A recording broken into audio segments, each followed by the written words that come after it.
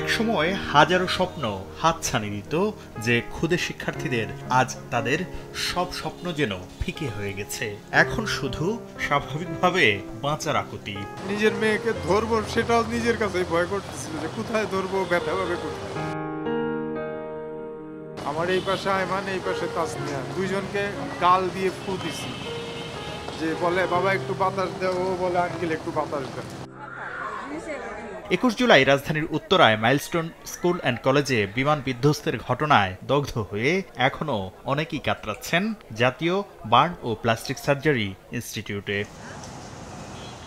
ভর্তি রোগীদের বিষয়ে করণীয় নির্ধারণে রবিবার সকালে রাজধানীর জাতীয় বার্ন ও প্লাস্টিক সার্জারি ইনস্টিটিউটে বৈঠক করেন বাংলাদেশ, চীন, ভারত ও সিঙ্গাপুরের বিশেষজ্ঞ চিকিৎসকদের সমন্বয়ে গঠিত মেডিকেল বোর্ড সদস্যরা। পরে ব্রিফিংয়ে পরিচালক জানান, উদ্ধারকারী কাজী আমজাদ এবং কলেজের স্টাফ সবুজাকে রিলিজ দেয়া হয়েছে।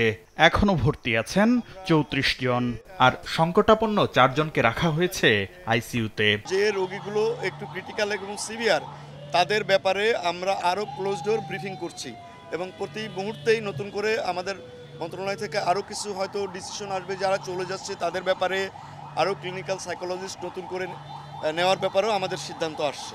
এখন পর্যন্ত কেউ বিদেশে নেওয়ার ব্যাপারে কোনো কথা বলেননি।